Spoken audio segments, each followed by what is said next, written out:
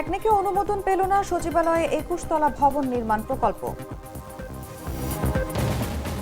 ইসলামী ব্যাংকে আমানত বাড়ছে, ফিরছে গ্রাহক আস্থা, তবে নতুন আইন ঘিরে বাড়ছে শঙ্কা। ৫ দশক পর বাবার কাটা খাল পুনর্খননে যশোর যাচ্ছেন প্রধানমন্ত্রী, স্থানীয়দের নতুন আশার সঞ্চার। ইরানকে দেখে মালাক্কা প্রণালীত টোল বসানোর চিন্তা ইন্দোনেশিয়ার, বাণিজ্য প্রভাব নিয়ে বাড়ছে উদ্বেগ। এবং ইনজুরিতে এমবাপ্পে, বিশ্বকাপে খেলা নিয়ে সংশয়, অপেক্ষা মেডিকেল রিপোর্টের।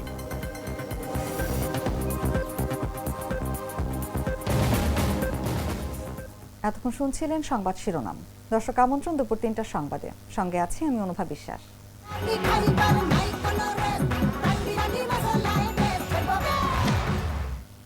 চলে যাচ্ছি বিস্তারিত খবরে। সহসাই হচ্ছে না বাংলাদেশ সচিবালয়ে ২১ তলা বিশিষ্ট আধুনিক ভবন নির্মাণ কাজ।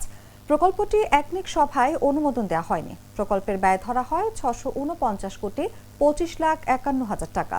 গণপূর্ত অধিদপ্তরের আওতাধীন প্রকল্পটি চূড়ান্তভাবে অনুমোদনের একনেক সভায় উপস্থাপন করা হলেও তা ফিরিয়ে দেওয়া হয়েছে। রোববার অনুষ্ঠিত একনেক সভায় প্রকল্পটি উপস্থাপন করা হয়, তবে সভায় এটি ফিরিয়ে দেওয়া হয় বলে জানিয়েছেন পরিকল্পনা কমিশনের এক কর্মকর্তা। গণপূর্ত অধিদপ্তরের আওতাধীন এই প্রকল্পের মূল লক্ষ্য ছিল সচিবালয় কর্মকর্তা কর্মচারীদের জন্য আধুনিক ও সুষ্ঠু কর্মপরিবেশ নিশ্চিত করা। ২০২৯ সালের জুনের মধ্যে প্রকল্পটি বাস্তবায়নের পরিকল্পনা ছিল। প্রস্তাবিত ২১ তলা ভবনে ৪টি বেসমেন্ট, আধুনিক লিফট, সাবস্টেশন, জেনারেটর, শীতাতপ নিয়ন্ত্রণ ব্যবস্থা, অগ্নি নিরাপত্তা সিস্টেম ও ২০টি কনফারেন্স রুম রাখার পরিকল্পনা ছিল। পাশাপাশি ভূগর্ভস্থ জলাধার ও উন্নত যোগাযোগ ব্যবস্থাও অন্তর্ভুক্ত ছিল। পরিকল্পনা কমিশনের তথ্য অনুযায়ী সচিবালয়ের বিদ্যমান স্থাপনা ক্রমবর্ধমান চাপ সামাল দিতে পারছে না।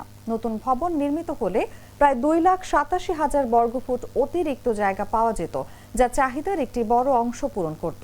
তবে একনেকে অনুমোদন না পাওয়ায় প্রকল্পটির ভবিষ্যৎ এখন অনিশ্চয়তায় পড়েছে।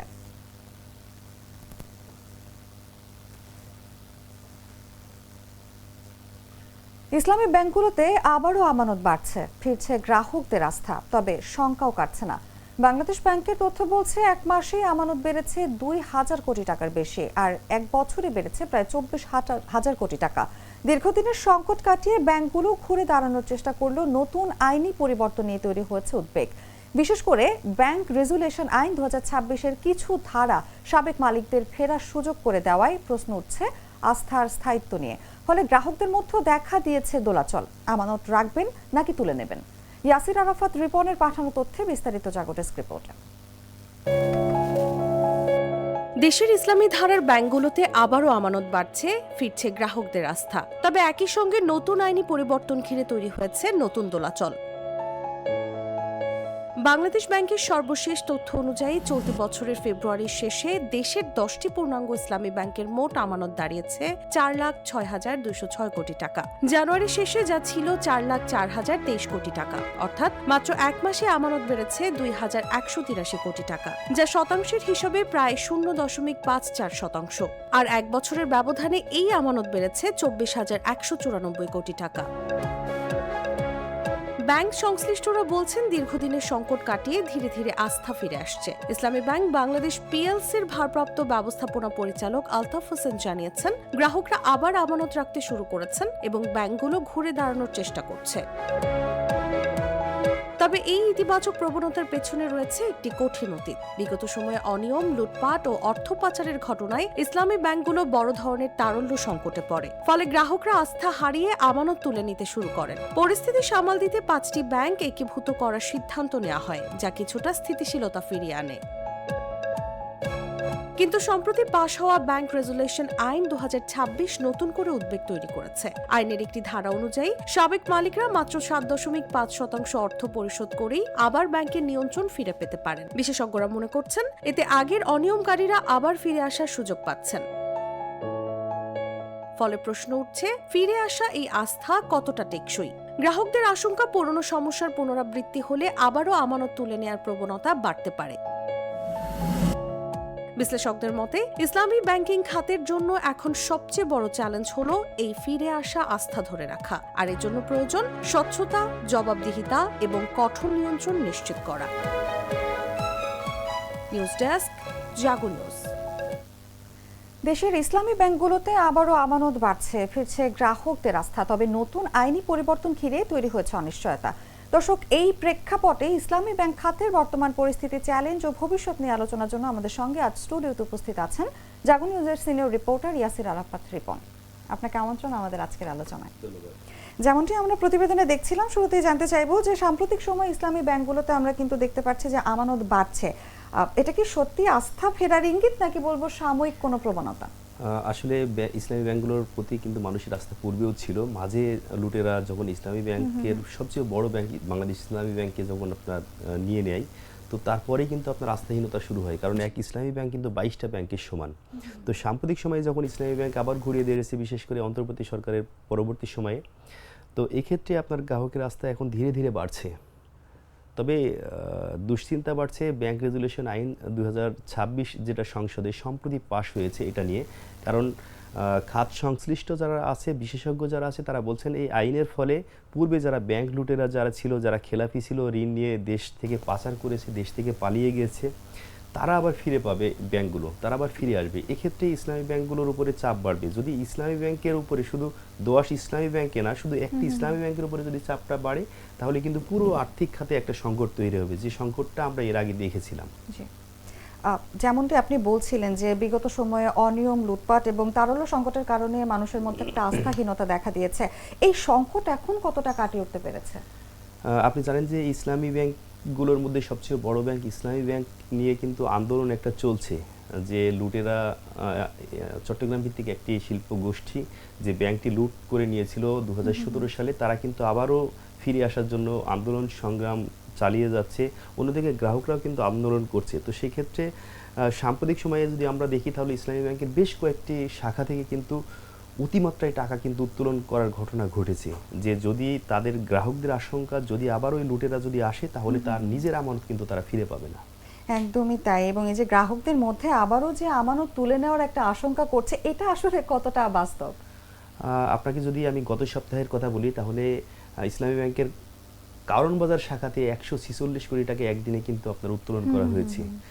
আরেক দিনের হিসাব যদি আপনার দিয়ে আরেকটা ব্যাংকে কিন্তু 150 কোটি টাকার বেশি উত্তোলন হয়েছে। তার মানে আন্দোলন যত ঘনীভূত হবে, আন্দোলন যত চাঙ্গা হবে, ততই কিন্তু ইসলামী ব্যাংকের আমানত কিন্তু উইথড্র হবে। আর ইসলামী ব্যাংক যদি পড়ে যায়, যদি ফল্ট করে, তাহলে কিন্তু পুরো ব্যাংকিং খাত কিন্তু ফল্ট করবে, কারণ এক ইসলামী ব্যাংক কিন্তু 22টা ব্যাংকের সমান। একদমই তাই। এবং এই পরিস্থিতিতে আসলে আস্থা ধরে রাখার জন্য কি কি ধরনের পদক্ষেপ নেওয়া প্রয়োজন বলে আপনি মনে করেন? আসলে আমরা এই বিষয় নিয়ে আমরা কথা বলেছিলাম জাগো নিউজের পক্ষে। খাত সংশ্লিষ্ট যারা আছে, বিশ্বব্যাংকের মুখ্য অর্থনীতিবিদ ডক্টর জাহিদ হোসেনের সঙ্গে কথা বলেছিলাম। আমরা কথা বলেছিলাম গবেষণা সংস্থা চেঞ্জ ইনিশিয়েটিভের রিসার্চ ফেলো হেলাল আহমেদ জনির সঙ্গে। তো তারা পরামর্শ দিয়েছিলেন যে ব্যাংক লুটেরা যেন আর্থিক খাতে ফিরে না আসতে পারে। যদি আর্থিক খাতে আবারও ব্যাংক লুটেরা যদি আসে, যদি খেলাফিরা আবারও যদি বেঁকে বসে, যদি জেকে বসে, তাহলে কিন্তু আস্থা ধরে রাখা যাবে না। পুরো আর্থিক খাতের থেকে আবার আস্থা চলে যাবে, আবারও সেই তারল্য সংকটে ভুগবে। ব্যাংকগুলোতে আপনার গ্রাহকদের দীর্ঘ লাইন হবে, টাকা উত্তোলন করার সময় একটা সময় হয়তো টাকা দিতে পারবে না। তো মানুষের হাতে নগদ টাকা বেড়ে যাবে, ব্যাংকের তারল্য সংকট দেখা দেবে। সেক্ষেত্রে কি করবে? হয়তো ব্যাংক টিকিয়ে রাখার জন্য সরকারকে বাধ্য হয়ে টাকা ছাপাতে হবে। যদি টাকা ছাপিয়ে যদি ব্যাংকগুলোকে সরবরাহ করা হয়, তাহলে মুদ্রাস্ফীতি বেড়ে যাবে। মুদ্রাস্ফীতি বাড়া মানে মূল্যস্ফীতি বেড়ে যাবে। তখন আপনার ব্যাপক একটা মেসাগার হয়ে যাবে, দেশ চালানোই কঠিন হয়ে যাবে। সেক্ষেত্রে অর্থনীতিবিদরা সতর্ক করেছে, কোনো অবস্থায় যেন খেলাফিরা না ফিরে আসতে পারে, কোনো অবস্থায় যেন ব্যাংক লুটেরা না ফিরে আসতে পারে। রিপন, আপনাকে অসংখ্য ধন্যবাদ আমাদের সঙ্গে আজ আলোচনায় উপস্থিত থাকার জন্য। আপনাকে ধন্যবাদ। দর্শক, কথা বলছিলাম জাগো নিউজের সিনিয়র রিপোর্টার ইয়াসির আরাফাত রিপনের সঙ্গে। এবার চলে যাচ্ছি অন্যান্য সংবাদে। দেশের 3 বিভাগে আগামী 4 দিনে ভারী থেকে অতি ভারী বর্ষণের আভাস দিয়েছে আবহাওয়া অধিদপ্তর। রোববার সকালে ভারী বৃষ্টিপাতের সতর্ক বার্তায় সংস্থাটি এই তথ্য জানিয়েছে। সতর্ক বার্তায় বলা হয়, দেশের উত্তরাঞ্চল ও তৎসংলগ্ন এলাকায় গভীর সঞ্চালনশীল মেঘমালা তৈরি হতে পারে এবং তা অব্যাহত থাকতে পারে। এর প্রভাবে রোববার সন্ধ্যা 6টা থেকে পরবর্তী 96 ঘন্টায় রংপুর, ময়মনসিংহ ও সিলেট বিভাগের কোথাও কোথাও ভারী থেকে অতি ভারী বর্ষণ হতে পারে। ভারী থেকে অতি ভারী বর্ষণের কারণে রংপুর, ময়মনসিংহ ও সিলেট মহানগরীর কোথাও কোথাও অস্থায়ীভাবে জলাবদ্ধতা তৈরি হতে পারে। বাছাইকৃত লাল সরিষার দানা থেকে তৈরি হয় প্রাণ সরিষার তেল, আসল ঝাঁঝে আসল স্বাদে। 5 দশক আগে যে খাল বদলে দিয়েছিল একটি অঞ্চলের ভাগ্য, সেই খালই আজ মৃতপ্রায়। ইতিহাসের সেই গৌরবময় উদ্যোগকে আবারও জীবিত করতে এবার যশোর যাচ্ছেন প্রধানমন্ত্রী। বাবার মতো কোদাল হাতে খাল খননের সূচনা করবেন তিনি। শার্শার উলাশী যদুনাথপুরের সেই খাল ঘিরে এখন নতুন আশার আলো দেখছেন স্থানীয়রা। বিস্তারিত জাগো ডেস্ক রিপোর্টে। যশোরের শার্শা উপজেলার উলাশী এলাকা একসময় বছরের বেশিরভাগ সময় পানির নিচে থাকতো এই অঞ্চলের হাজার হাজার বিঘা জমি। ফসল হতো না, ছিল দারিদ্র্য আর হতাশা। 1976 সালের 1 নভেম্বর বদলে যায় সেই চিত্র। তৎকালীন রাষ্ট্রপতি মেজর জেনারেল জিয়াউর রহমান নিজ হাতে কোদাল তুলে নিয়ে শুরু করেন খাল খনন কর্মসূচি। তার আহ্বানে সাড়া দিয়ে হাজার হাজার মানুষ স্বেচ্ছাশ্রমে অংশ নেন। মাত্র 6 মাসেই বেতনা নদীর সঙ্গে সংযোগ করে প্রায় 4.5 কিলোমিটার খাল খনন সম্পন্ন হয়। ফলে বদলে যায় পুরো অঞ্চলের কৃষি ব্যবস্থা। কাজের বিনিময়ে ছিল না কোনো পারিশ্রমিক, শুধু রুটি আর গুড় খেয়েই চলত খাল খননের কাজ। কিন্তু সেই খাল এখন প্রায় ভরাট হয়ে মৃতপ্রায়। পানি নেই, নেই আগের সেই সেচ সুবিধা। দীর্ঘদিন সংস্কার না হওয়ায় কৃষি ব্যবস্থায়ও প্রভাব পড়েছে বলে জানাচ্ছেন স্থানীয়রা। এ অবস্থায় খালটির পুনর্খননের উদ্যোগ নিয়েছে সরকার। আগামী 27 এপ্রিল খাল খনন কর্মসূচির উদ্বোধন করবেন প্রধানমন্ত্রী তারেক রহমান। তার আগমন ঘিরে এলাকায় তৈরি হয়েছে উৎসবমুখর পরিবেশ। জেলা প্রশাসন বলছে সব ধরনের প্রস্তুতি সম্পন্ন। প্রায় 50 বছর আগে সেই ঐতিহাসিক উদ্যোগের স্মৃতি নিয়ে আবারও শুরু হচ্ছে নতুন অধ্যায়। নিউজ ডেস্ক, জাগো নিউজ। আমি তো মশলা বদলে ফেলেছি, এবার আপনিও বদলে ফেলুন। একবার প্রাণ গুঁড়া মশলা ব্যবহার করেই দেখুন। জানাবো আন্তর্জাতিক সংবাদ।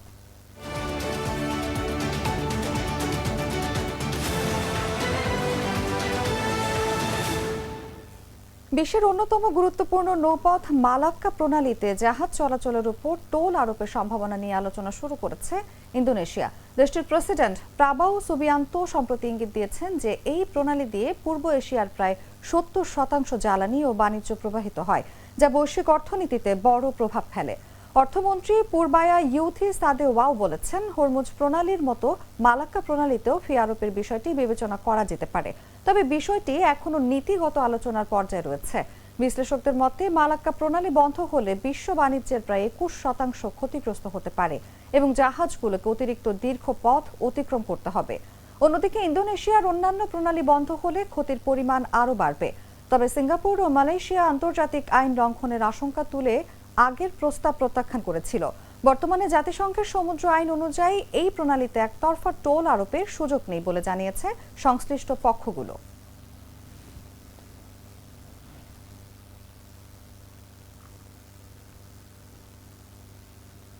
সংবাদ শেষ করব খেলার খবর জানিয়ে।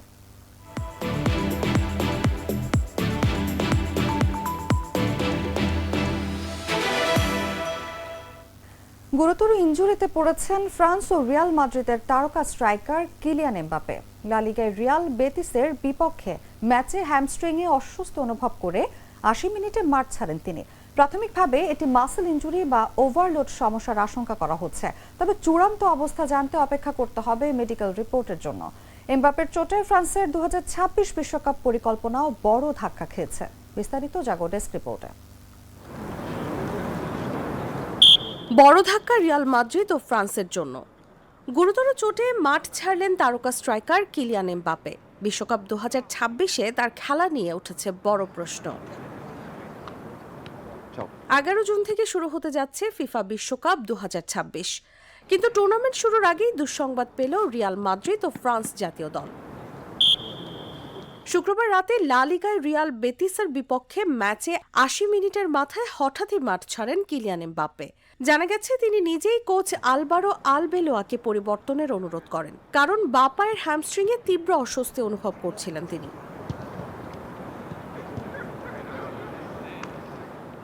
ম্যাচটি শেষ হয় 1-1 ড্রয়ে, কিন্তু ফলাফলের চেয়েও বড় দুশ্চিন্তা হয়ে দাঁড়িয়েছে এমবাপ্পের চোট। ক্লাব সূত্রে জানা গেছে প্রাথমিকভাবে ধারণা করা হচ্ছে এটি হ্যামস্ট্রিং মাসল ইনজুরি বা ওভারলোড সমস্যা। তবে চোটের প্রকৃত অবস্থা জানতে অপেক্ষা করতে হবে পূর্ণ মেডিকেল পরীক্ষার রিপোর্টের জন্য।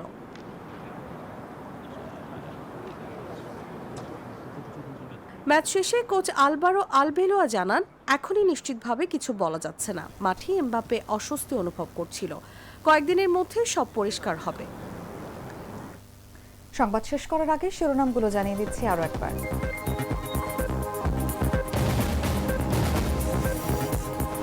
একনেকে অনুমোদন পেল না সচিবালয়ে 21 তলা ভবন নির্মাণ প্রকল্প।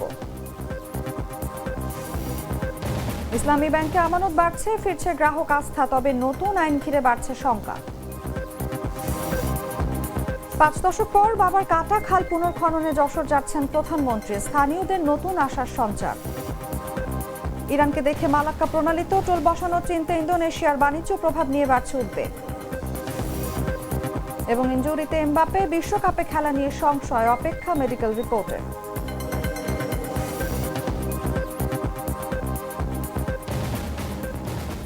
দর্শক, এই ছিল এখনকার মতো। এরপর বিকেল 5টায় দেখবেন দেশ জুড়ে সংবাদ।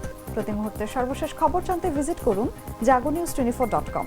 ফলো করুন আমাদের ভেরিফাইড ফেসবুক পেজ এবং সাবস্ক্রাইব করুন জাগো নিউজের ইউটিউব চ্যানেল। ধন্যবাদ সবাইকে।